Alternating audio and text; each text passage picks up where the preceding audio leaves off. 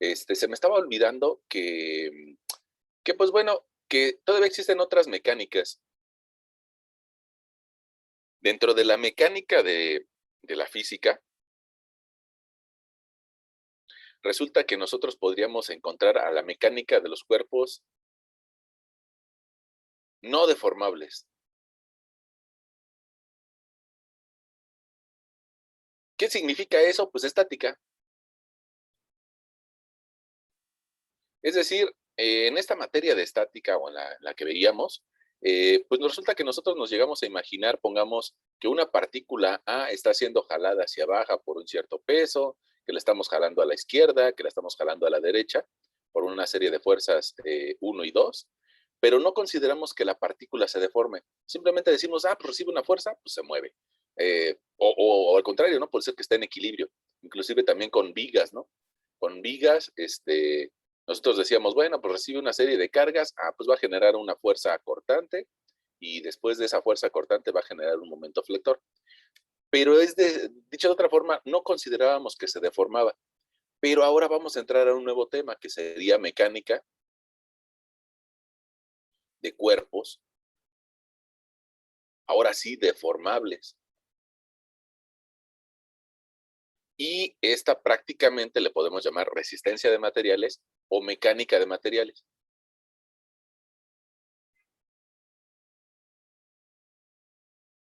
¿Qué quiere decir esto? Bueno, pues que en esta nueva materia, pues probablemente vamos a considerar qué le pasa a ese cable, porque bueno, pues nosotros a veces tal vez de una forma flamante, en nuestro curso de estática decimos, bueno, pues este cable se tensiona con 10 toneladas.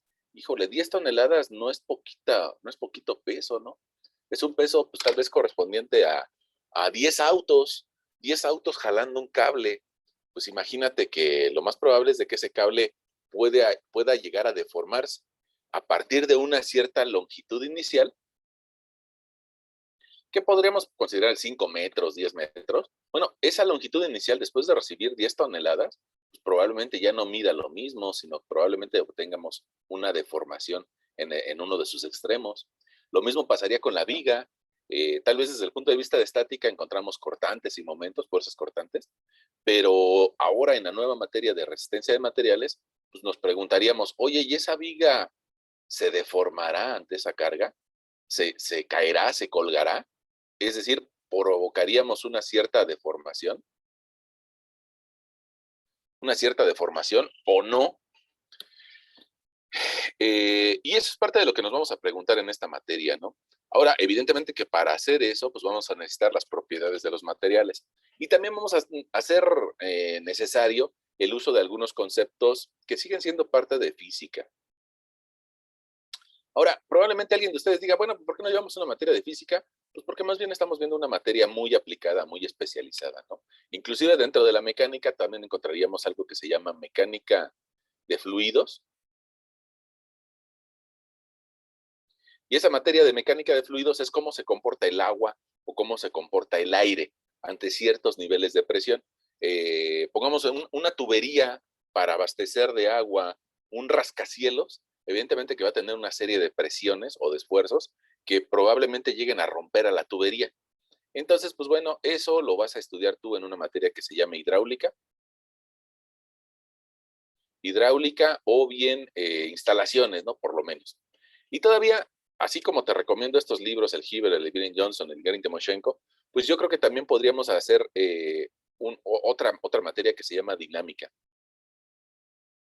En dinámica, pues la sumatoria de fuerzas ya no va a ser cero, sino que vamos a provocar movimientos.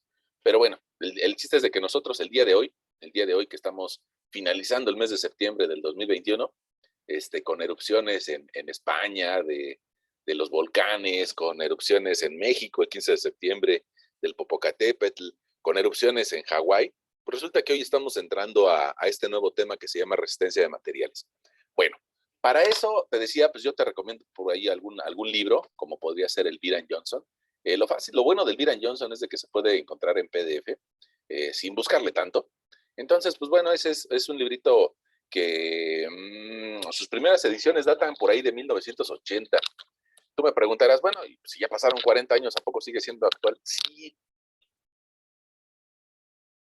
sigue siendo actual precisamente porque los dos primeros autores, Beer y Johnson, digamos que sentaron las bases del libro y después llegaron otros autores que le complementan con nuevas ideas o con nuevas formas para explicar los mismos temas. Mira, si te das cuenta, si nos vamos ahí al contenido, que es un poco parecido a lo que nosotros vamos a ver, lo primero con lo que empiezan es, vamos a ver el concepto de esfuerzo. Si yo le doy clic aquí a este PDF, creo que me manda a la página de esfuerzo. Y bueno, pues resulta que eso de que le llaman aquí esfuerzo, nos hace referencia a lo mismo que yo te platicaba. Antes en el curso de estática simplemente resolvíamos una armadura difícil o fácil y solamente nos alcanzábamos a imaginar que lo más probable es de que al recibir esta carga en el extremo derecho de la armadura, pues lo más seguro es de que esta barra, la que está inclinada, esté trabajando a tensión y que la barra que esté horizontal, lo más seguro es de que va a estar trabajando a compresión. Y bueno, pues si bien es cierto que eso es complejo, difícil para algunos de nosotros, bueno, pues no nos dice si en realidad va a aguantar. Que eso es una de las preguntas más comunes dentro del sector de la construcción, ¿no? Oiga, ¿y si va a aguantar? ¿No se va a caer? Es de lo más común que pregunta la gente, ¿no? No les interesa si tiene colores bonitos, si tiene bonitos acabados, sino la primera pregunta que hace la gente es, ¿no se va a caer? Y entonces, bueno, pues ahora vamos a entrar a ese tema, ¿no? De si las cosas se caen o no, o si se deforman lo suficiente para romperse o no. Y para entrar a eso necesitamos hablar de algo que se llama esfuerzos. Mira, y ahí con más calmita tú lo checas en el libro. Mientras tanto, yo quisiera pues hacerte unos dibujitos por acá, en nuestro lugar donde normalmente rayamos. Fíjate que esa armadura de la que nosotros platicábamos hace un momento, que tenía una cierta barra, bueno, esa barra puede ser que esté sometida a una cierta tensión o a un cierto jalón de fuerzas a lo largo de su eje principal. Y aquí viene pues un concepto también pues interesante, que sería tratar de identificar cuál es el eje principal de las figuras, ¿no? Mira, en este caso, si es una barra, pues yo creo que para todo el mundo puede ser fácil de identificar que su eje longitudinal es su eje principal, así como nosotros, ¿no? Por acá, no, si yo dibujo a un humano, yo creo que nuestro eje de simetría está marcado de forma vertical. Tenemos un ojo del lado izquierdo, tenemos un ojo del lado derecho, tenemos un brazo del lado izquierdo, uno del lado derecho, una pierna, otra pierna. Bueno, entonces estamos simétricos. En esencia, ¿no? Ya si nos metemos al hígado, pues nada más tenemos uno. Pero, pero en esencia somos bastante simétricos los seres humanos. Bueno, este elemento también tiene un eje de simetría o un eje principal. Usualmente a ese eje también se le da la denominación de axial. Me parece que si buscamos la definición grecolatina o grecorromana acerca de qué significa axial, prácticamente significa eje. Bueno, esta fuerza podríamos decir que está actuando de forma axial. Se está desarrollando a lo largo del eje. Y eso significa que nosotros podríamos hacerle un corte, ojalá y pudiéramos hacerle un corte a esta sección, y lo más seguro es de que veríamos una cierta área transversal.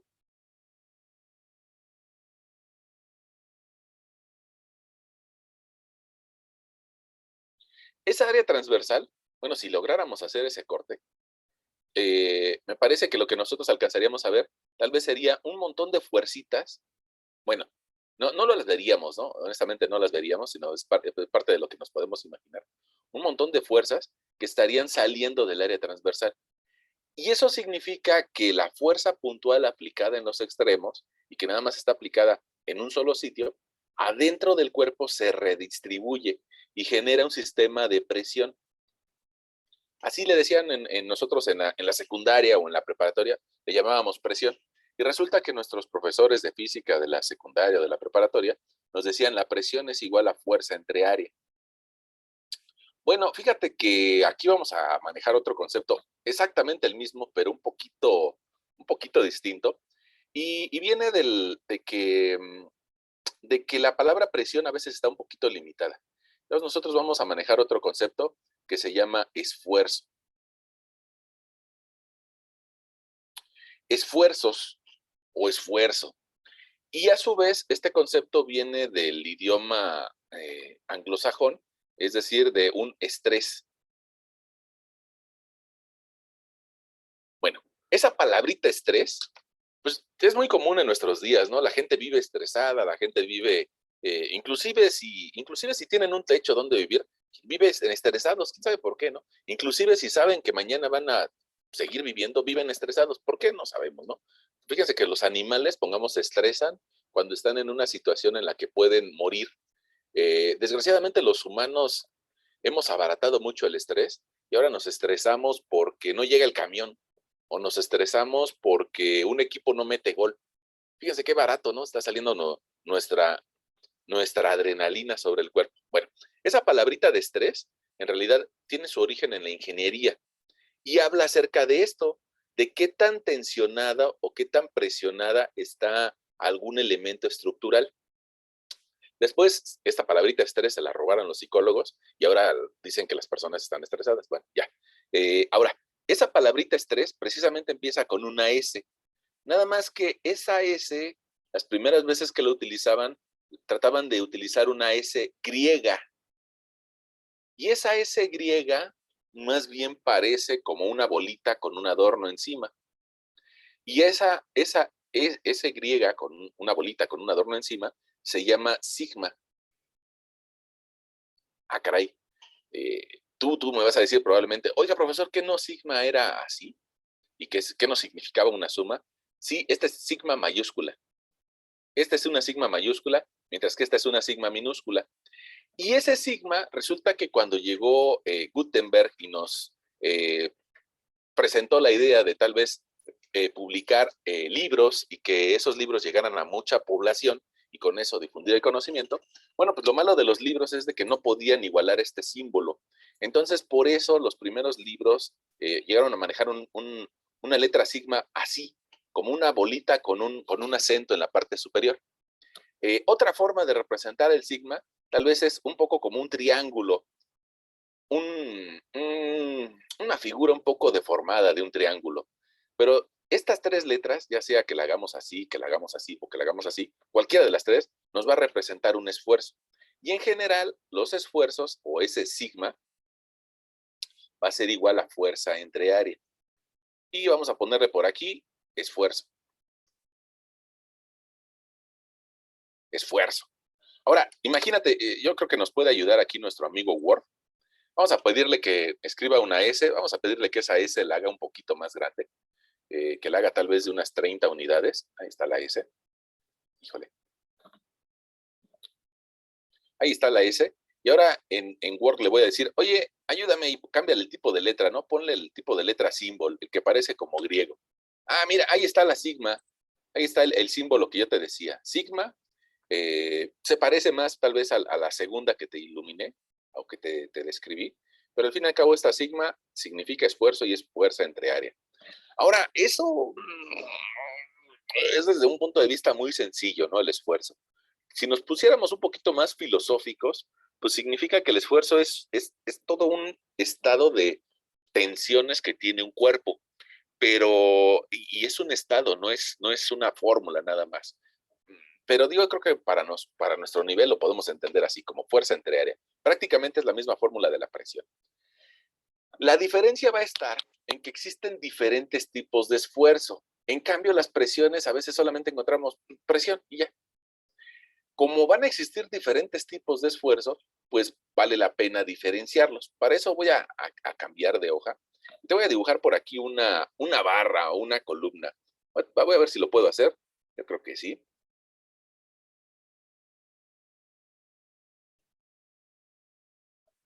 Te voy a dibujar por aquí una columna. Ah, mira, yo creo que me va a convenir. Déjame cambiar tantito. Hacer una columna un poquito alargada.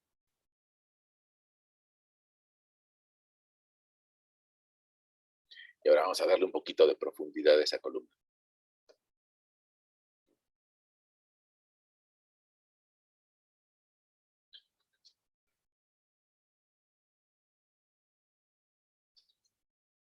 Ahora, ese nombre de columna, híjole, honestamente es algo que se nos ocurrió a los humanos, ¿eh?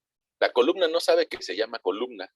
Eso es algo que nosotros colocamos ahí, o el nombre que le damos, para que sea fácil de identificar por nosotros.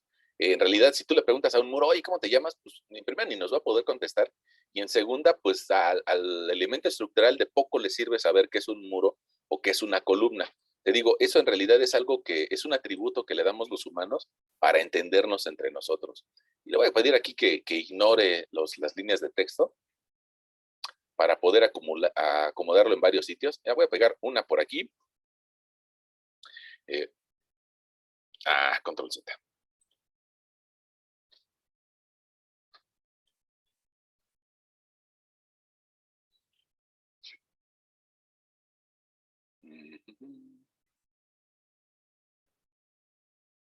Estoy pegando ahí 5 columnas porque nos pueden servir las 5, ¿no?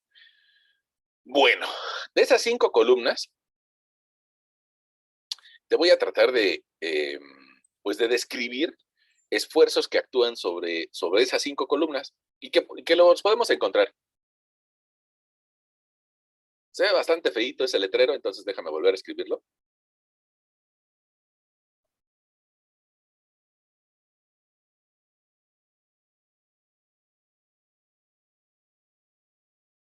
Ahí está, esfuerzos.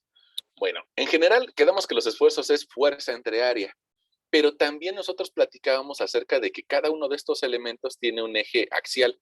Déjame ponerlo de otro color, de color moradito. Un eje principal. Ese eje principal pues va a tener también alguna razón de ser en los siguientes comentarios, ¿no?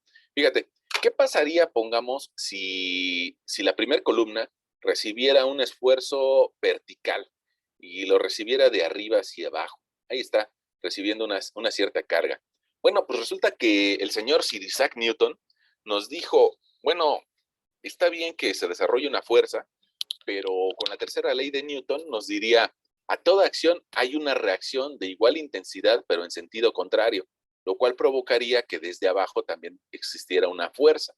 Ahora, esta columna sometida a una serie de fuerzas que la están comprimiendo, lo lógico es de que cambie de longitud. Es decir, que de cierta longitud inicial que nosotros podríamos tal vez medir aquí, déjame te lo anoto o te la mido, ahí va, ahí va, ahí va, ahí está, la estamos midiendo, de esa longitud inicial, probablemente cambie de altura al momento de recibir esta fuerza.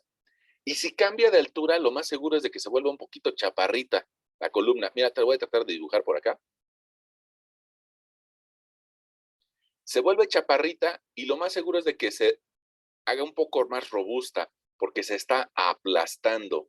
Yo creo que si tú tienes una goma ahí a la mano, lo más seguro es de que le podrías hacer esa fuerza sobre la goma y te va a generar ese efecto. Es decir, se va a generar aquí una cierta deformación. Ojo, esta letra no es la misma que el sigma, ¿eh? Fíjate, el sigma lo hacemos así o lo hacemos así, pero chécate la relación de tamaño, prácticamente es una letra horizontal. Y esto es sigma, una S. En cambio, esa que te acabo de anotar sería una D de deformación. Es decir, una delta.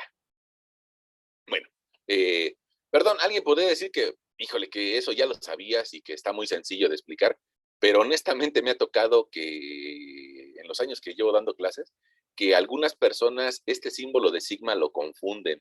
Y luego, aunque yo lo escribo así, pues de repente hay alumnos que luego, pues tal vez andaban despistados en las clases normales, y cuando llegamos al examen me lo escriben así como R. Yo digo, ¿qué R o es gamma? Híjole, no sé, pero como que por eso vale la pena aclararlo, ¿no? Es un sigma y significa esfuerzo. Oigan, quisiera hacerles un comentario. Miren, por aquí se vino la lluvia bastante fuerte, entonces esperemos que no nos saque el internet, pero si nos llegara a sacar, bueno, pues trato de reconectarme, ¿no? Bueno, ahora, ¿qué podemos hacer con esta serie de interpretaciones? Bueno, pues resulta que aquí se provocaría algo que le llamamos nosotros esfuerzo axial. ¿Por qué ese esfuerzo axial? Porque la fuerza es axial o, digamos, paralela al eje principal del elemento. Entonces, ese esfuerzo axial también le podemos llamar esfuerzo normal. Pues digamos que lo podemos representar con sigma igual a fuerza entre área. En este caso es un esfuerzo axial de compresión. Ok, ahora, esta deformación, evidentemente que me va a llevar a una longitud 2 o una longitud final. Si yo obtengo la relación de longitud final menos longitud inicial entre la longitud inicial, eso le voy a llamar deformación unitaria. Deformación unitaria. Ok, y entonces resulta que va a existir una relación entre el esfuerzo y la deformación unitaria. Más adelante escribimos qué relación existe entre ellos dos. Bueno, ahora ese sería un esfuerzo axial de compresión. También podríamos imaginarnos un esfuerzo axial, tal vez provocado por la misma fuerza axial, pero ahora que está jalando al elemento. Ahora estamos tensionando a esa columna o esa barra, y entonces también va a tener un cierto efecto. Vamos a ver si lo pudiera yo representar. Probablemente si la jalamos por arriba y por abajo, lo más seguro es de que nuestra pieza pues ahora crezca en cuanto a su longitud y me dé una nueva configuración deformada, un poco más arriba y un poco más abajo. Y desgraciadamente lo que va a tratar de hacer es de que va a tratar de romperse, es decir, que se va a hacer un poquito esbelta en la parte central. Se va a intentar romper y también te digo, si tú tienes una goma por ahí, yo creo que podrías ponerte a experimentar con tu goma, te vas a dar cuenta de que va a haber un cambio en su longitud. De una cierta longitud inicial va a llegar a una nueva longitud final. Longitud final, perdón, ahí se ve medio feo. Bueno, ahora, resulta que los esfuerzos serían los mismos. ¿Por qué? Pues porque ese esfuerzo también sería fuerza entre área y también le llamaríamos esfuerzo axial. Nada más que en esta ocasión sería un esfuerzo axial a tensión. Ahora, precisamente por eso, pues algunas personas creen que hay que agregarle un signo, ¿no? Y algunas personas nos dirían, bueno, si está tensión, ponle un signo positivo. Si está compresión, ponle un signo negativo. Te lo anoto, aunque no es necesariamente del todo cierto, ¿no? Usualmente a tensión lo manejamos positivo, usualmente a compresión lo manejamos negativo. En realidad, yo creo que es más importante el que observemos qué tipo de fenómeno le está pasando a la barra. Eso es realmente lo importante. Sobre si utiliza un signo positivo o negativo, bueno, eso tú ya viste que va a depender de la convención que tengamos. Probablemente la convención, sobre todo pongamos en temas de mecánica de materiales, es así como te la escribí, positiva, atención, negativa, compresión. Sin embargo, pongamos, yo te comento que pues yo doy otra materia que se llama mecánica de suelos y ahí manejamos los signos al revés. Entonces, pues te digo, honestamente, eso es un poco a conveniencia de cómo nos es más fácil el representar el estado de esfuerzos.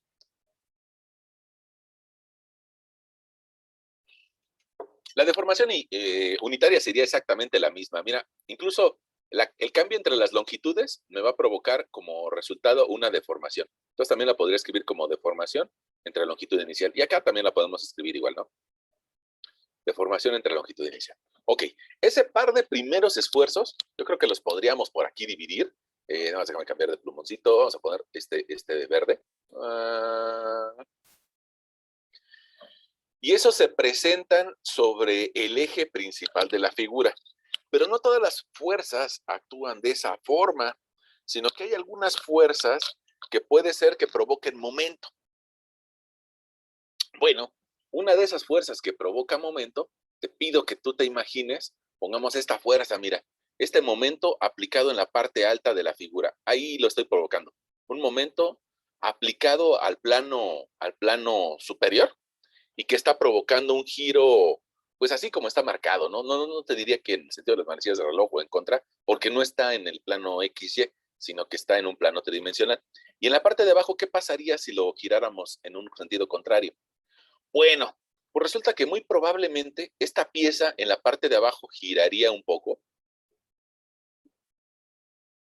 y en la parte de arriba también giraría un poco, pero probablemente giraría en el otro sentido y nos quedaría algo así.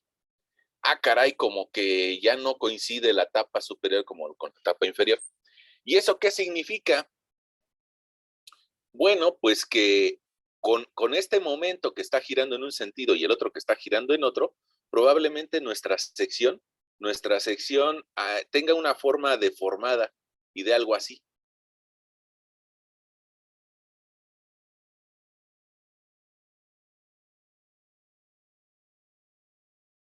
Entonces, alguien, no sé si nos lo alcanzamos a imaginar, déjame tratar de ponerle un poquito de profundidad, a ver si nos lo podemos imaginar. Mira, pongamos, no, no es cierto, dame la oportunidad. Sería este gris, digamos que se transforma en esta sección que está tornándose alrededor de su eje principal, pero que está girando, ¿no? Haz de cuenta que como si nosotros moviéramos nuestra cadera con respecto a nuestros hombros, eh, haríamos un ejercicio de torsión. Bueno, pues precisamente ese tipo de esfuerzo se llama esfuerzo por torsión. Y también es importante para algunos elementos. Sobre todo pongamos ese esfuerzo por torsión, se vuelve importante, déjame, te lo dibujo por aquí, aunque sea en pequeño. Imagínate una edificación que por alguna extraña razón tiene algún saliente. Es decir, pongamos aquí tiene un balcón extra. Aquí tiene un balcón extra. Bueno, pues resulta que cuando viene el sismo, probablemente ese saliente provoque un momento eh, sobre su cara superior. No, no te lo dibujé bien, así.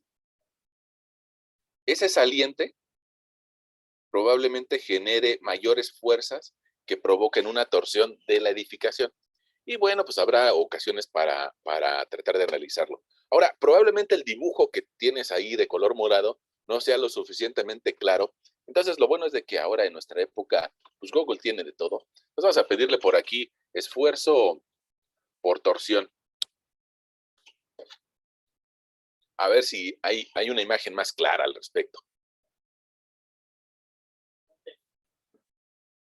Mira, pongamos aquí, tienes una serie de imágenes. Esta a mí me gusta mucho, esta imagen, porque lo que nos representa es prácticamente el intentar atornillar un tornillo.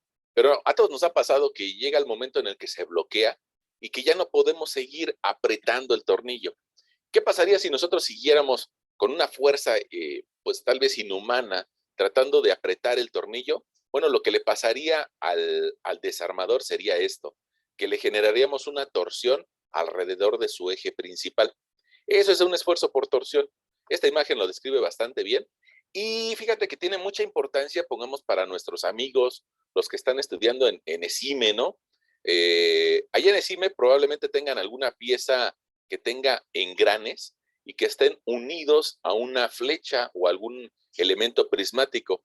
Entonces, pues esos engranes, evidentemente que si reciben una fuerza angular, lo más seguro es de que le provoquen una cierta torsión a ese prisma longitudinal. Mira, yo creo que por aquí podemos, mira, aquí está otra imagen muy característica acerca de la torsión, ¿no? Y yo creo que están mejores esos dibujos que los que yo te estaba haciendo. Perdona. Bueno, pero sin embargo, yo creo que sí nos podemos imaginar lo que significa un esfuerzo por torsión. Ya está. Ahora, mira, en este no, ahorita no te voy a poner esa fórmula porque no la vamos a manejar pronto. Vamos a manejar primero estas fórmulas de acá, entonces no quisiera, pues confundirte, ¿no? Otro tipo de esfuerzo que podríamos nosotros identificar dentro de los más comunes, podría ser un esfuerzo, mira, a ver, voy a tratar de dibujártelo. ¿Qué pasaría, pongamos, si esta barra recibiera fuerzas que van hacia la izquierda y hacia la profundidad? Aquí voy a agregarle otra. Pero del otro lado, más o menos a esa misma altura, se empiezan a desarrollar fuerzas en el sentido contrario. Inclusive ni se verían esos cabeceros, ¿no? Ah, caray. Ya no están actuando las fuerzas sobre su eje principal, sino que están actuando perpendiculares al eje principal. Es más, nosotros podríamos establecer aquí un eje principal y nos daríamos cuenta de que esas fuerzas están actuando a 90 grados, si gusta, sobre el eje de las yes.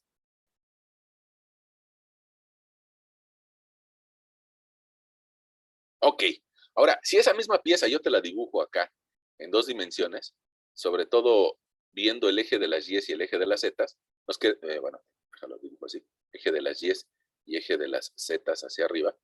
Bueno, pues probablemente yo lo que alcance a ver sería una fuerza que va en un sentido, una serie de fuerzas que van en un sentido, mientras que en la parte superior tengo fuerzas que van en otro sentido. Bueno, eso yo creo que sí lo hemos llegado a experimentar en algún objeto que se llega a degollar. Es decir, le provocaría una superficie sometida a esfuerzo cortante. Aquí en medio probablemente existe una superficie que diga, híjole, todo este bloque se quiere mover hacia allá, mientras que todo este bloque se quiere mover hacia allá. Entonces se puede generar esta superficie de corte y eso se presentaría en un área transversal, pues igual al resto de la figura. Ese, esa fuerza que intenta cortarse le llamaríamos esfuerzo cortante. Y se llama así porque degolla a la pieza, corta a la pieza. Ahora, ojo, no es lo mismo que fuerza cortante, no es lo mismo, es esfuerzo cortante. Y la fórmula para este esfuerzo cortante llevaría una tau, una letra T, un poquito estilizada, una letra T. Es más, déjame, te la vuelvo a escribir, porque creo que me pasé de estilizado. Una letra T, tau, T griega, y es igual también a fuerza entre área. En ese momento, pues probablemente algún alumno nos reclame y nos diga, oiga, profesor, se equivocó. Nos está dando la misma fórmula. No me equivoqué. Nada más que entre esas fórmulas hay una pequeña diferencia. La expresión de arriba está recibiendo una fuerza sobre el eje axial de la figura, mientras que la expresión de abajo está aplicando fuerzas de forma perpendicular al eje. Por eso le llamaríamos fuerza cortante.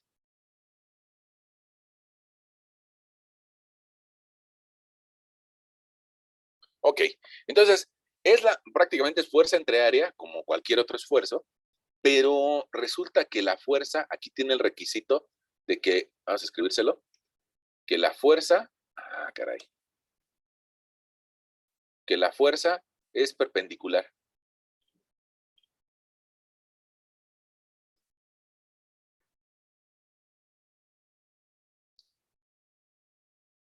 Ok, entonces ahí ya encontramos alguna diferencia, a diferencia de lo que tenemos arriba, ¿no? En la parte de arriba, pues resulta que la fuerza circula o transita en la misma dirección que el eje.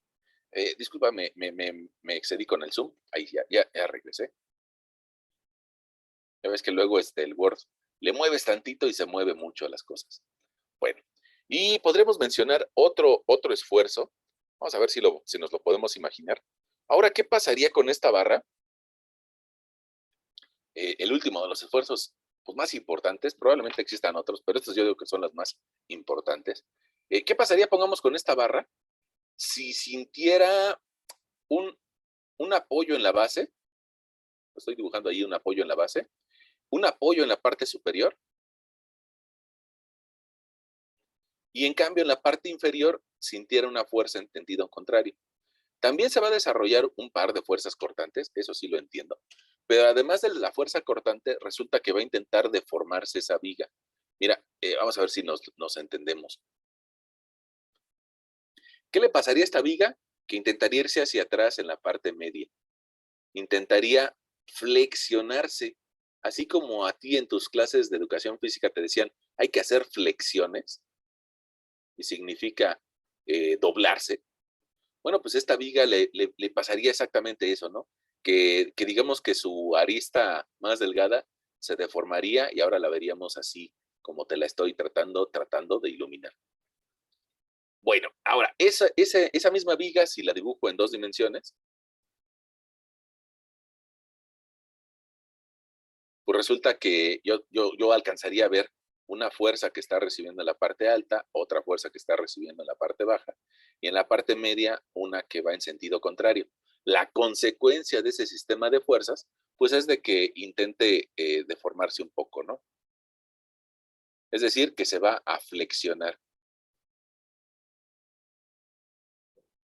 Y a eso le llamaríamos nosotros esfuerzo por flexión.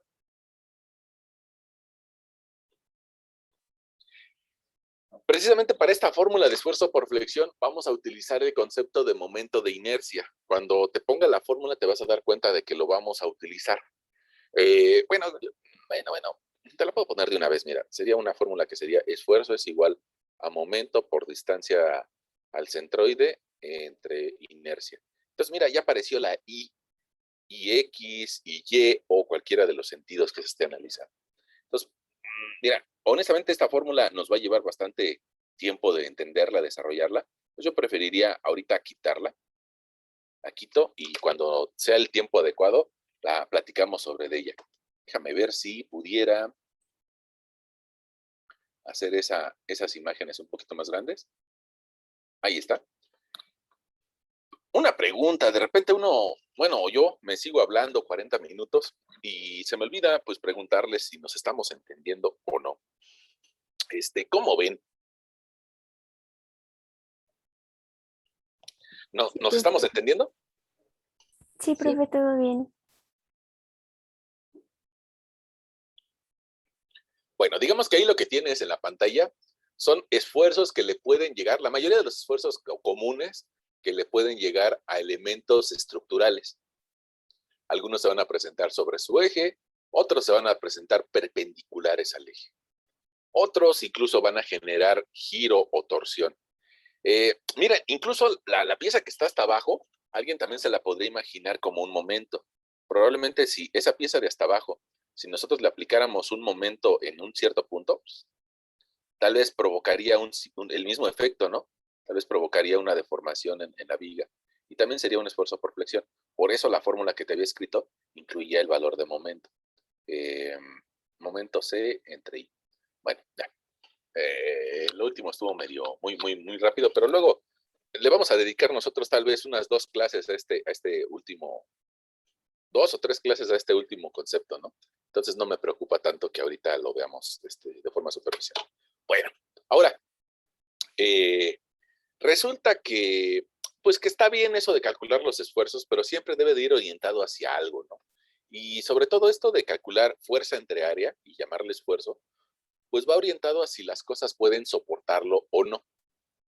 Ah, mira, resulta que cuando ibas en la preparatoria o en el basiquieres o en el nivel medio superior, bueno, lo más seguro es de que tu profesor de física o tu profesora de física te hablaron acerca de una o módulo de Young. Usualmente lo que hacen los profesores en el nivel medio superior es de que te dicen, imagínate que tienes una liga. Imagina que tienes una liga.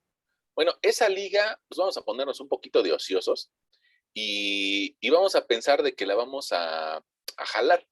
Es decir, la jalamos por arriba y la jalamos en otro sentido. ¿Qué le va a pasar a la liga?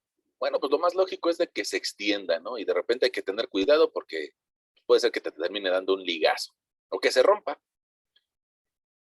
y que va a cambiar su longitud. Es decir, va a lograr deformarse. Esta, tal vez yo soy malito para las letras, pero es una delta, ¿no? De deformación. A partir de una cierta longitud inicial. Ok, bueno, pues resulta que tal vez alguien que tenga un espíritu un poquito de investigador o de científico diría, pues puedo hacer una grafiquita. Y en esa gráfica yo podría relacionar, pues digamos, cuánta fuerza estoy aplicando y cómo se deforma. Entonces, digamos que nosotros podríamos decir, mira, le aplico una fuerza, se deforma 1 centímetro. Si le aplico el doble de fuerza, se deforma 2 centímetros. Si le aplico el triple de fuerza, se deforma 3 centímetros. Y en cambio, si le quito la fuerza, regresa a su posición original o a otra posición. Pero todo parte dentro de una misma línea recta. Eso, cuando estamos en el nivel medio superior, le solemos llamar módulo de Young. Módulo de Young. Y significa que si tú puedes determinar la magnitud de la fuerza, también vas a poder determinar la magnitud de la deformación.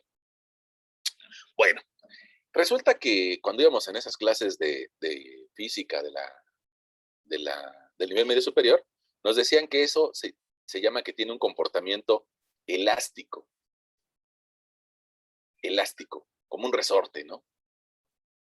Bueno, a veces nuestros profesores de física se quedan hasta ahí, pero pues siempre hay alguien que va un paso más allá, ¿no? Siempre hay alguien que va un paso más allá y que esa persona que va un paso más allá, tal vez pues siga la misma idea, pero la profundice un poco, ¿no? Y que diga, pero es que yo creo que debe de depender, no es lo mismo una liga de esas que miden apenas 2 centímetros, que una liga que mide 10 centímetros, que una liga que yo he visto que hasta miden hasta 20 centímetros. Y es más, las ligas grandes tienen un área transversal mayor. Quiere decir que tienen más espesor en sus cuerdas, ¿no? Y al tener más espesor en sus cuerdas, pues resulta que pueden aguantar más deformación. Ah, entonces alguien que alcanza a ver eso, pues ya diría, es que esa fuerza en realidad la tenemos que dividir entre el área para sacar una medida de comparación. No puedo comparar una liguita chiquita con una grande, porque la grande va a tener mayor sección transversal que la chiquita. Ah, entonces si yo divido la fuerza entre el área, voy a obtener el esfuerzo. Esfuerzo en este sentido axial a la liga, ¿no? Axial al cuerpo principal de la liga. Y resulta que alguien diría, bueno, pues sí, pero no es lo mismo lo que mide de largo una viga chiquita a lo que mide de largo una viga grande. Entonces también tengo que referenciar la deformación con respecto a la longitud inicial de la viga. Y precisamente eso se llama módulo de deformación unitaria. Deformación unitaria, tal vez me quedó medio feo ahí, déjame borrarlo, lo voy a, perdón, me salió a mi lado bien hecho. Y voy a ponerle por aquí que la deformación unitaria es igual a deformación entre longitud inicial. Ok, y entonces alguien que ya empieza a manejar esos conceptos, pues probablemente ya no haga experimentos con ligas, sino que probablemente ya haga experimentos con materiales un poco más utilizables dentro de la ingeniería, como podría ser una varilla. Y entonces esa persona que sea un poco más curiosa, pues va a decir, oye, ¿qué pasaría si pusiéramos una varilla? Si lográramos amarrar esa varilla de alguna forma, alguien diría la expresión morderla con una pieza mecánica, como con unas pinzas que tuvieran dientes, con una mordaza en la parte de arriba. ¿Y qué pasaría si la mordemos en la parte de abajo también? Y después, le sometemos a tensión, o sea, movemos esa mordaza hacia arriba y mordemos, y esa mordaza hacia abajo la jalamos. Bueno, a eso a alguien se le ocurrió, sobre todo algún investigador que ya había leído las investigaciones de Robert Hooke. Robert Hooke fue el primero que se le ocurrieron estas cosas, ¿no? Probablemente con poca tecnología, pero más o menos se le ocurrieron estas cosas. Y resulta que esa persona que jale una varilla, digamos que podría ser la misma gráfica que hacíamos con la liga, nada más que se daría cuenta de que este incremento de esfuerzos, incremento de deformaciones con la varilla, llega a un punto en donde presenta un quiebre y se empieza como a volver horizontal hasta que después falla. Ese punto donde cambia de pendiente, donde las cosas dejan de ser lineales, bueno, precisamente ahí le llamamos punto de fluencia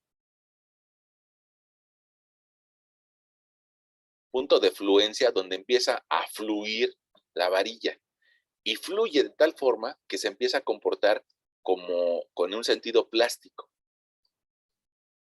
Caray, ¿cómo que plástico? Sí, tú de seguro tienes un plástico a la mano y te darás cuenta que los plásticos se moldean o se pueden deformar como una plastilina. Algunos de ellos más que otros, ¿no? Pongamos el cable con el que conectas tu celular a la corriente eléctrica, es muy plástico, se deforma y es muy flexible. Algunos otros materiales como el plástico con el que tienes tu calculadora, puede ser que no sea tan flexible. Pero en general, digamos, imagínate eso, que una varilla se comporte como plastilina. Bueno, eso pasa a partir de cierto valor de esfuerzo. Y ese valor de esfuerzo nosotros le llamaríamos esfuerzo de fluencia o FY o sigma Y,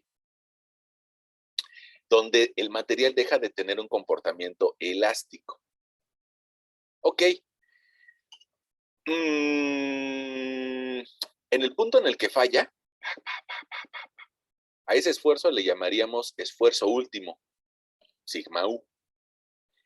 Y, y este punto de fluencia en algunas ocasiones, sobre todo las traducciones españolas, le llegan a decir punto de cedencia. Punto de cedencia. Es lo mismo que punto de fluencia. Ahora, resulta que estos experimentos los empezó a hacer un cuate que se llamaba Robert Hooke. Robert Hooke. Y más o menos vivió más o menos por ahí del año 1700. Imagínate otra vuelta a lo que te he dicho en otras ocasiones. Esa persona hace 300 años, sin luz, a estas horas, pues ya estaba dormido en su casa. No, bueno, no estaba dormido. Lo malo de Robert Hooke es que se metía drogas, ¿no? Entonces, pues creo que terminó un poco mal de salud. Y además de meterse drogas, se peleó con Isaac Newton, ¿no? Imagínate, vivía en la misma ciudad que Isaac Newton y en lugar de aprovechar y sacarle conocimiento, se pelearon. ¿Por qué? Pues cada quien tenía su visión acerca de las cosas. Bueno, fíjate que Robert Hooke lo que hizo fue, en su época, es de que amarró unos resortes y le puso un cierto peso. Dice, a este le pongo un peso 1. Luego amarró otro resorte y le puso el doble de peso. Entonces, pues resulta que ya medía más con un peso 2. Y amarró otro resorte de el mismo tipo de resorte, pero le fue poniendo más peso y más peso. Entonces, el tercer resorte, pues resulta que ya quedó muy, muy desenrollado porque tenía un peso 3. Entonces, este señor Robert Hooke se dio cuenta de que existe una zona a la que le llamaríamos elástica y que existe una relación lineal entre el crecimiento de los esfuerzos y el crecimiento de las deformaciones. Precisamente por eso se desarrolló algo que todavía hasta la actualidad lo seguimos usando y mucho, que se llama ley de Hooke. Y esa ley de Hooke nos diría, el esfuerzo es directamente proporcional a las propiedades elásticas del material y su deformación unitaria. Esa es la ley de Hooke, es una gran ley, es una gran ley. Tal vez me encantaría decirte que es del mismo alcance de las de Newton, pero no, pues es un poquito menor. Pero casi, casi le llega a las de Newton. Entonces se aventaba un buen tiro con el buen señor Isaac. Bueno, ahora, fíjate que de esa ley de Hooke nosotros podríamos despejar la relación existente para este triángulo, es decir, la pendiente. Y quiere decir que nosotros podríamos calcular el módulo elástico como el cambio en esfuerzo entre el cambio de deformación unitaria. Con la limitante de que sea antes del punto de fluencia. Ya después del punto de fluencia ya es otra historia. Y a esa E mayúscula le llamamos módulo de elasticidad. Bueno, más o menos algo así, ustedes platicaron en el nivel medio superior, más o menos. Y resulta, creo, y resulta que este experimento que te decía de la varilla, vamos a ver si Google lo tiene por ahí. Vamos a buscar máquina universal.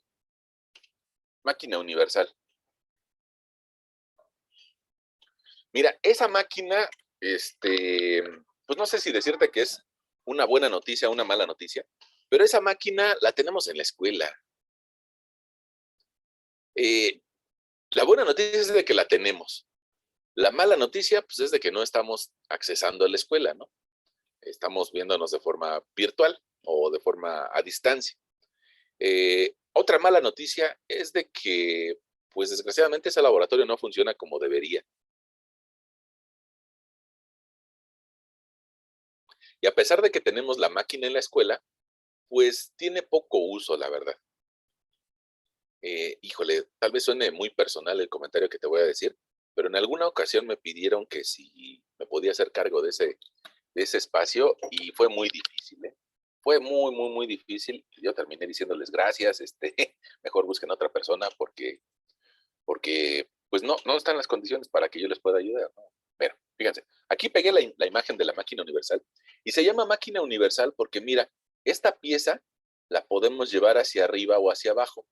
Si la llevamos hacia abajo, nos podría ayudar en esta parte, aquí, déjame te lo dibujo aunque sea dibujado, podríamos incluir un cilindro de concreto. Ese cilindro que nos dicen que hay que retomar de un colado de una losa y para evaluar su resistencia o su F'C a los 28 días, a los 14 días y a los 7 días. Entonces, ahí en la parte de abajo lo podría aplastar hasta que falle. Y con eso nosotros podríamos obtener una curva esfuerzo de formación, pero para concreto. Fíjate que el concreto no exhibe la misma forma que exhiben las varillas. Las varillas hacen algo así, o el acero hace algo así, donde encontramos un punto de fluencia. Y usualmente el punto de fluencia del acero anda en valores de 2.500 kilogramos centímetro cuadrado, mientras que el concreto a lo mucho aguanta pues 250, 300 kilos por centímetro cuadrado. Quiere decir eso que si las graficáramos en la misma escala, una nos daría por acá concreto,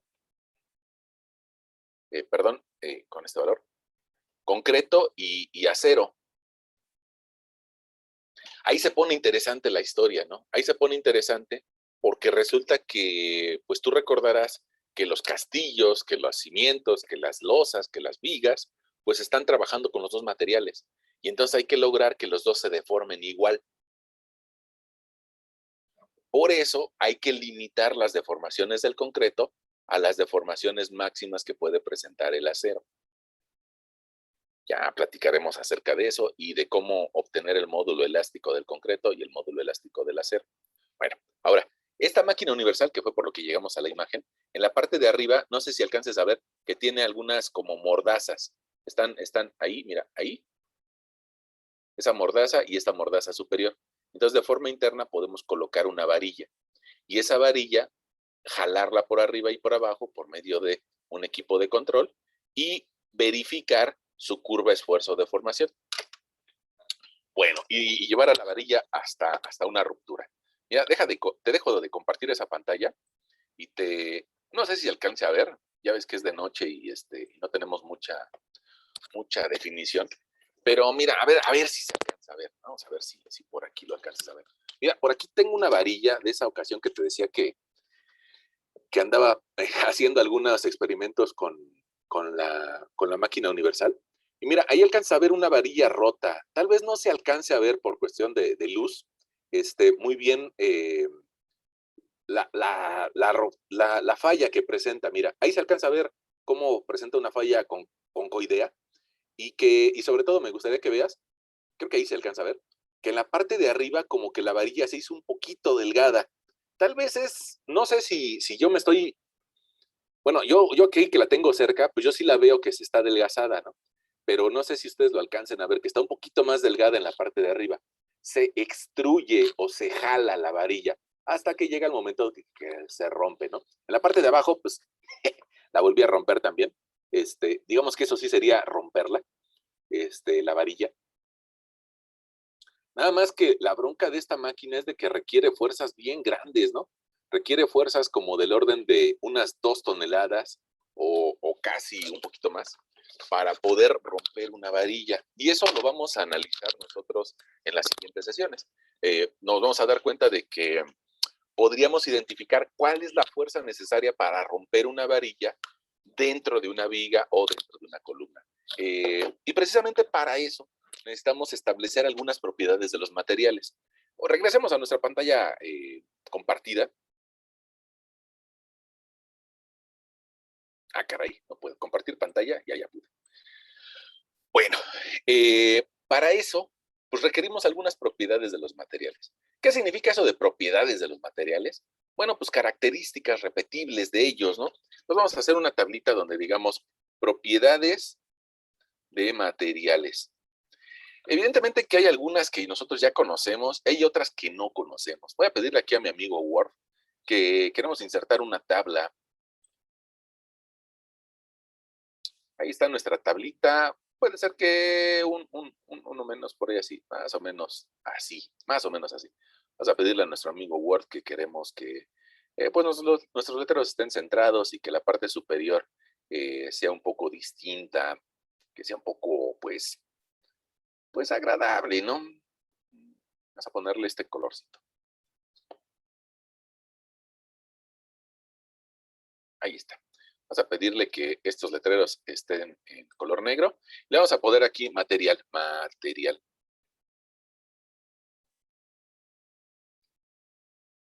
Bueno, y bueno, no sé ustedes qué materiales consideran como comunes dentro de la construcción. La varilla. Ok, la varilla. Acero, madera, concreto. Ok. Control N. Bueno, vamos a escribir lo que ustedes nos dijeron. Me dijeron acero.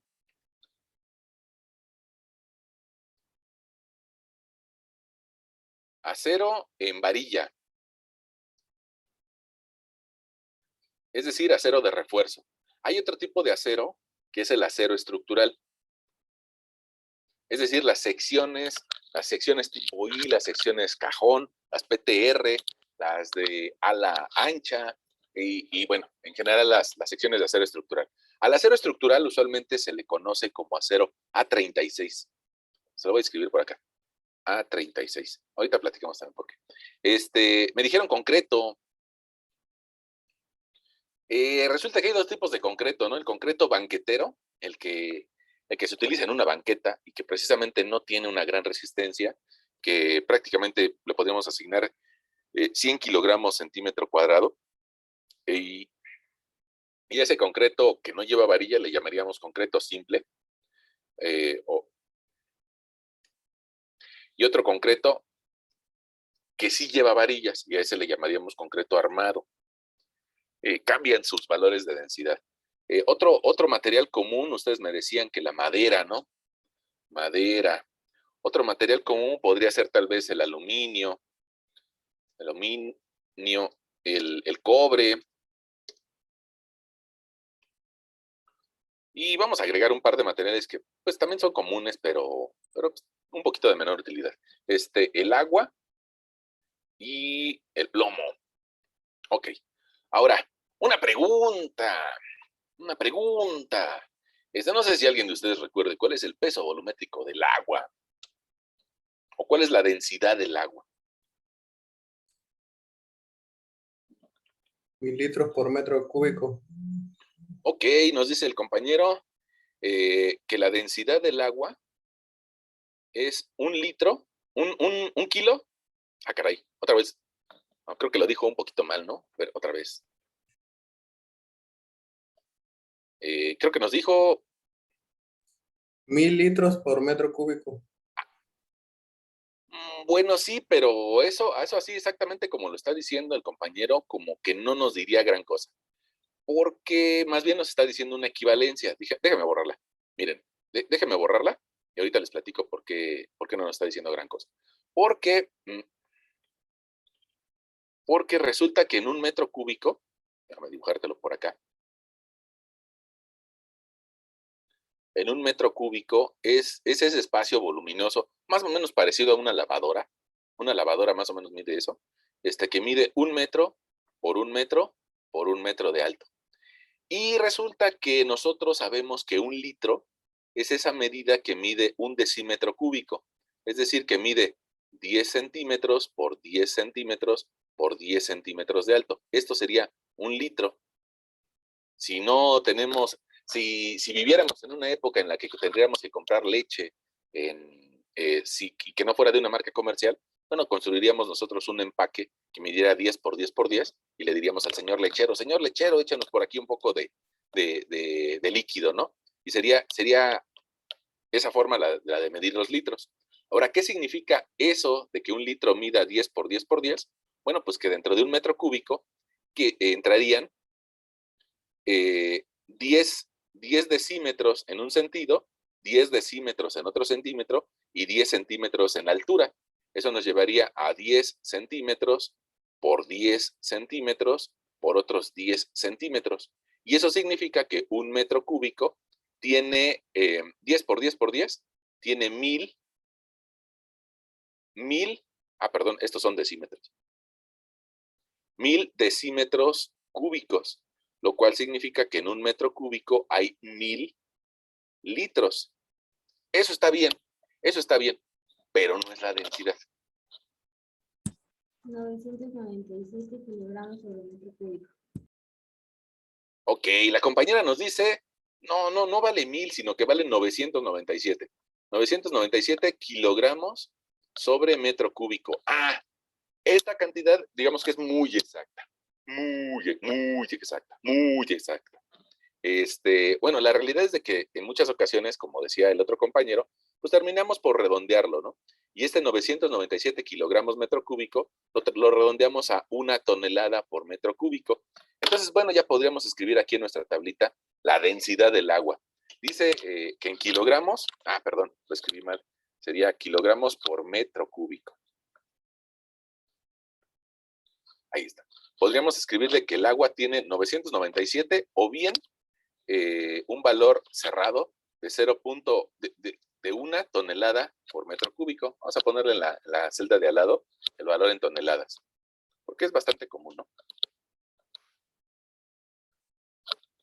Densidad en toneladas por metro cúbico. Aquí sería 1 tonelada cada metro cúbico. Bueno, ese es, digamos que un material que debemos todos de conocer porque más allá de que sea un material de construcción, pues porque tomamos agua, ¿no? Y es muy necesario tenerlo en la mente, ¿no? ¿Cuánto pesa el agua? Ahora, no sé si alguien de ustedes, tal vez en alguna materia de materiales, o en alguna materia de costos, o en alguna otra materia, les platicaron como cuánto pesa el concreto, o incluso nosotros.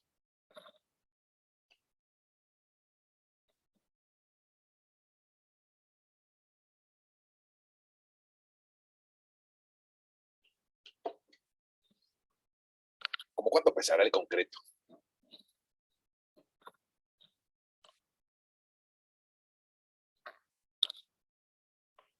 Vamos a preguntarle al otro. Peso de concreto por metro cúbico. Vamos a ver qué nos dice Google.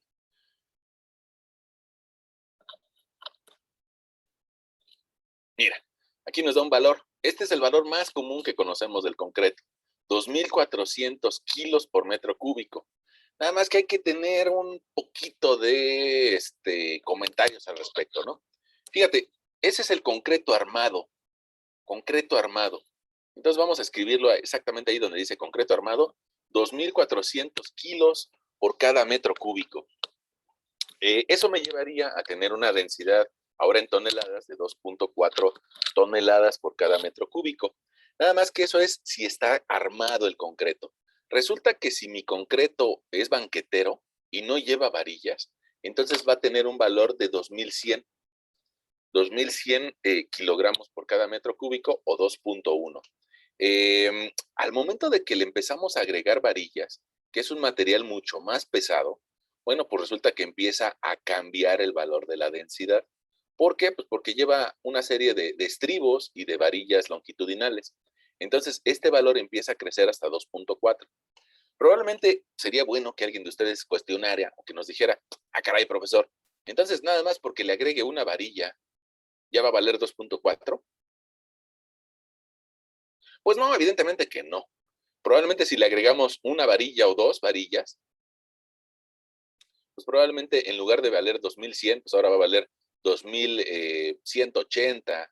Y si le agrego más varillas, probablemente lleguemos a un valor de 2.250.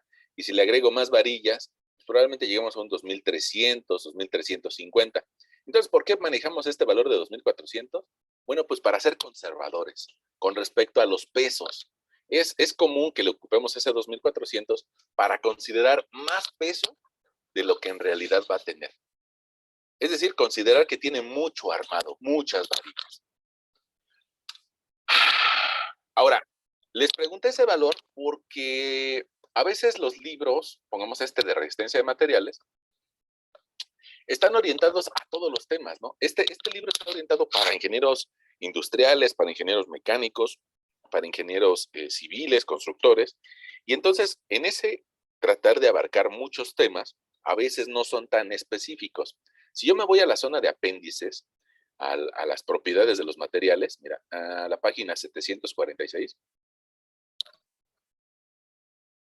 Resulta que ahí voy a encontrar los pesos del acero o el peso del aluminio.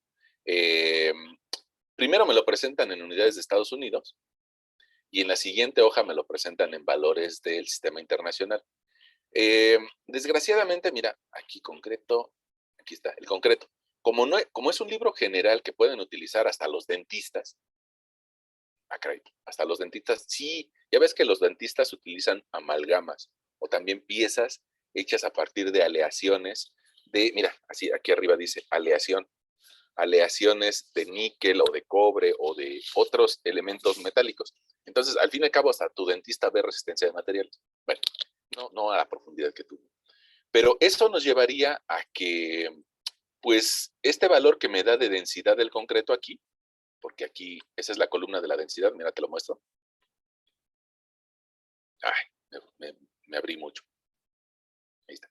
Dice densidad en kilogramos por metro cúbico. Este valor de 2300 es un valor promedio.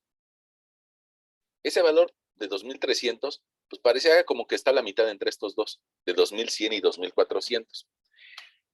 Y no está especificándome si el concreto está armado o no. Pero para eso específicamente nosotros tenemos estos materiales. Tal vez nosotros nunca vamos a utilizar un tungsteno que viene en esa tabla. Nunca vamos a utilizar un nylon que viene en esa tabla. Pero para eso nosotros podemos ser un poco más específicos acerca de los valores que sí vamos a estar utilizando de forma frecuente. Y resulta que si nosotros verificamos los valores de esta tabla, pongamos arribita del concreto, encontraríamos los valores de la madera, densidades de madera. Te darás cuenta ahí, aunque esté seleccionado en azul, pues que los valores comunes de la densidad de la madera, pues tal vez andarán en 400, 500 kilos por metro cúbico. Pueden existir algunas maderas que sean más pesadas, incluso que lleguen a pesar más que el agua y que se podrían hundir, como el cedro, como algunos tipos de robles. Pero en general los valores van a andar como del orden de 500. Si hacemos exactamente el mismo ejercicio que yo te comentaba acerca del concreto y nos vamos hacia un valor alto, pues yo creo que el valor más alto que podríamos encontrar por aquí anda del orden de 700 para un nogal. Entonces podríamos reducir nuestra tablita a un valor de madera de 700 kilos por cada metro cúbico, lo cual significaría una densidad en toneladas de 0.7. Bueno, ahora dentro de esa misma tabla a ver si encontramos aluminio, cobre, plomo o acero. Vamos a movernos un poquito. Mira, en la parte de abajo nos presenta arenisca, mármol, granito, caucho, PVC, poliéster, nylon, muchos materiales. La parte de arriba nos presenta níquel, titanio, aleaciones de titanio. Imagínate, alguien que se dedica a hacer prótesis de piernas, probablemente este valor le interese, ¿no? Una prótesis de titanio. Bueno, aquí en esta tabla no vino, pero nos la vamos a encontrar en la otra, ¿no? Fíjate, por acá dice acero estructural A36, nos dice que tiene una densidad de 7,860.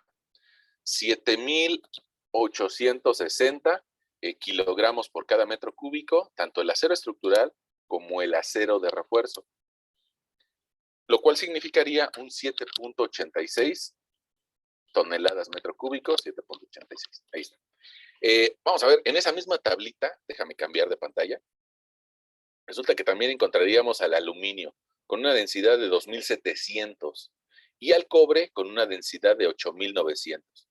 Fíjate, el cobre está bien pesado, ¿no? Bien pesado comparado con el aluminio. ¿Puedes escribir esos dos valores? Aluminio 2,700, cobre 8,700, me parece. 8,900. Déjame regresar. 8,900. El cobre.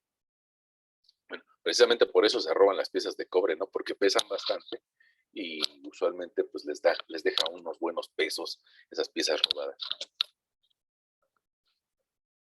Ahí están nuestros valores en dos valores de densidad. El plomo, fíjate que en esta tabla no viene el plomo, pero se lo podemos preguntar a Google. Densidad de plomo.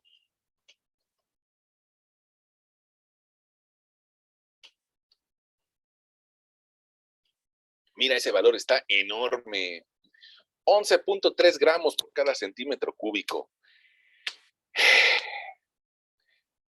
11.3 gramos por cada centímetro cúbico prácticamente nos da el mismo valor en toneladas por metro cúbico, pero necesito explicártelo. Mira, pongamos, si hacemos este mismo ejemplo del metro cúbico de material, pues resulta que nosotros podríamos medir, déjame tomar otro plumón, nosotros podríamos medir en ese metro cúbico 100 centímetros en una dirección, 100 centímetros en una dirección, 100 centímetros en otra dirección,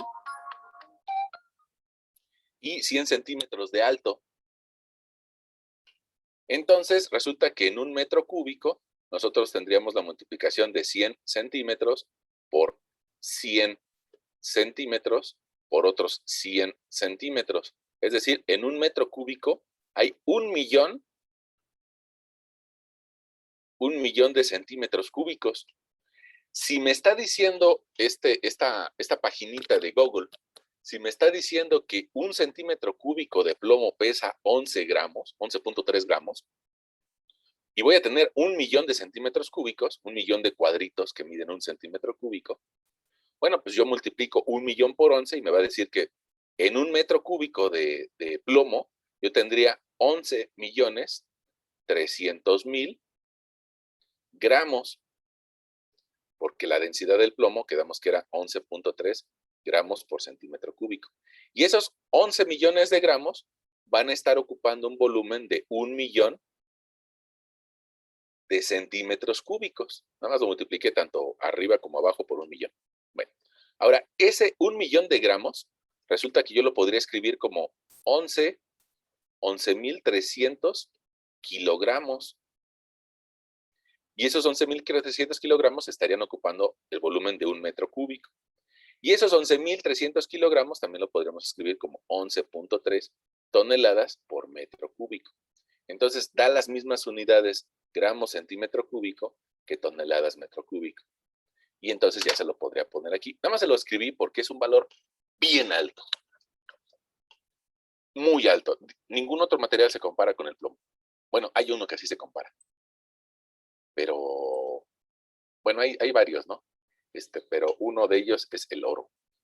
El oro pesa algo así como 19 toneladas cada metro cúbico. Pero evidentemente que va a salir muy caro construir con oro. Bueno, nada más para que lo tengamos por ahí en mente. Serían 11.300 kilos metro cúbico. Bueno, eso nada más es con respecto a la densidad.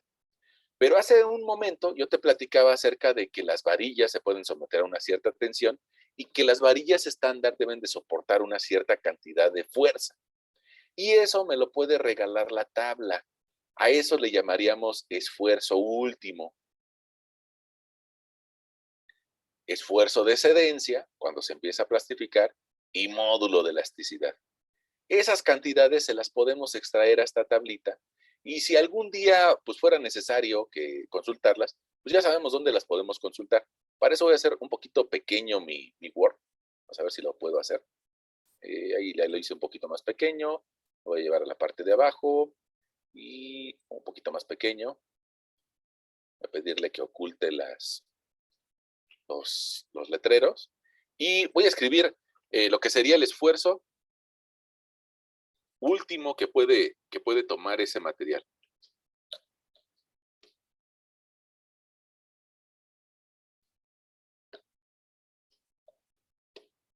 El esfuerzo último que puede tomar ese material. La tablita me lo está dando en megapascales, entonces así lo voy a escribir, en megapascales. Más adelante tal vez yo te voy a pedir que transformemos esa unidad de megapascales a una unidad un poco más mexicana, ¿no? Que tal vez serían kilogramos centímetro cuadrado. El esfuerzo último, también el esfuerzo de excedencia o de fluencia. Y también podríamos copiar el módulo de elasticidad.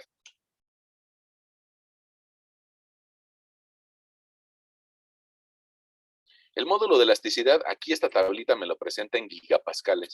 También te digo, tal vez más adelante nosotros lo cambiemos a otras unidades. Bueno, ahora, fíjate, acero de varilla no es el acero estructural, pero aquí aprovechando que estamos en el acero estructural, pues yo creo que podríamos tomar que tiene un esfuerzo último de 400 megapascales, que tiene un esfuerzo de fluencia de 250 megapascales y que tiene un módulo de elasticidad de 200 gigapascales.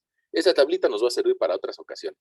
Mira, si bajo un poquito más, me voy a dar cuenta de que también vienen los valores de resistencia de un acero de refuerzo, es decir, varillas. Ah, perdón, esos valores que copié son de acero estructural. Control X, Control V. Las varillas resulta que tienen un acero, una resistencia mayor de 480 megapascales. Es decir, algo así como 4,800 kilogramos centímetro cuadrado. Ahora, un esfuerzo de fluencia de 275 y un módulo de elasticidad también de 200 gigapascales. Este acero de resistencia media. Bueno, en esta misma tablita nos vamos a encontrar los valores, pongamos para el aluminio. Dice que tiene una resistencia a la tensión de 110 megapascales, que tiene una resistencia a la fluencia de 95 megapascales y un módulo de elasticidad de 70. Un poquito más abajo encontramos el del cobre. Tiene una resistencia última a la tensión de 220, un esfuerzo de fluencia de 70 y un módulo de elasticidad de 120. Más abajito, vamos a ver qué encontramos. Mira, aquí encontramos, pongamos, el titanio no nos interesa mucho. La madera. El problema de la madera es de que tiene muchos valores, y tiene muchos valores porque hay diferentes tipos de madera. Pero si te das cuenta, la resistencia a la fluencia que nos está marcando por ahí, yo creo que la más bajita, la más conservadora, andará del orden de 60, ¿no? 60. Madera, 60 a tensión, mientras que puede soportar tal vez 35, siendo conservadores, 35, 40, 35 a compresión.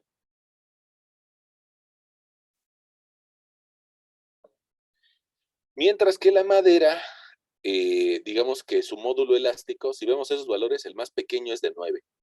¿Qué seríamos conservadores con ese valor? Vamos a poner un módulo elástico de 9 gigapascales. Con respecto a su esfuerzo de fluencia, no es un metal. Y como no es un metal, pues simplemente no aplica eso de tener un esfuerzo de fluencia. Perdón. Bueno, ahora en esta misma hojita podemos encontrar el concreto.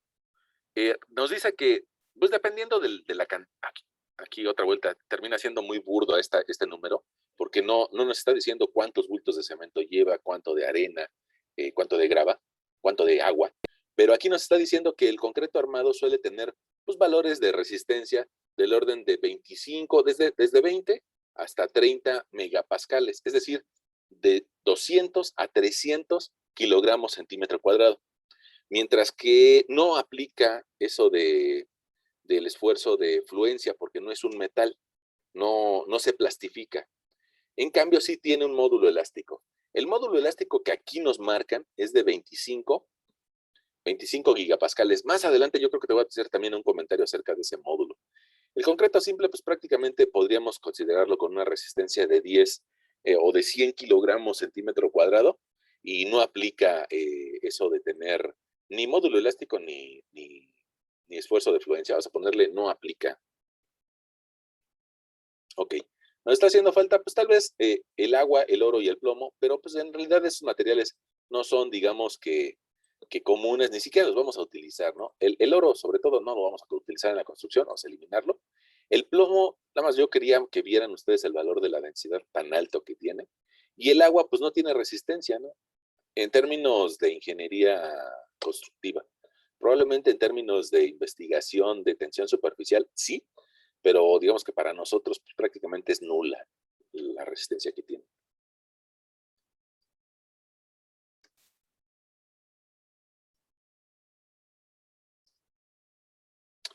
Bueno, pues ahí tenemos una tablita que nos va a ayudar en nuestras siguientes sesiones. Lo único que vamos a hacer en las siguientes sesiones es de que tal vez lo vamos a transformar entre megapascales y otras unidades que pudiéramos nosotros reconocer de una forma más sencilla. Y pues bueno, pues ya tenemos ahí nuestra tablita que la obtuvimos del Peter & Johnson. Evidentemente que también se la podemos pedir a otro libro y probablemente nos va a dar otros valores. Una pregunta. Una pregunta, esos esfuerzos que yo te decía, vamos a tratar en la siguiente sesión, vamos a tratar de compararlos para algunos ejemplos que hagamos.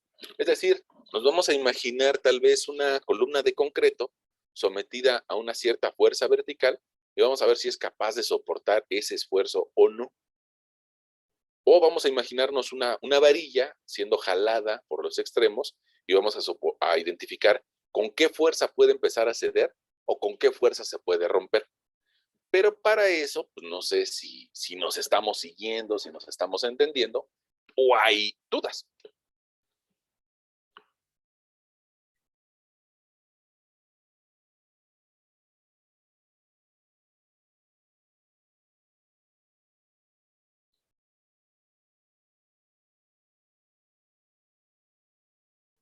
Todo bien, profe. Todo bien, profe. Bueno, pues si ustedes dicen que todo está bien, pues yo les Bueno, creo. ¿Sí? Perdón, profe, yo solamente tengo una duda, pero es en relación a la tarea.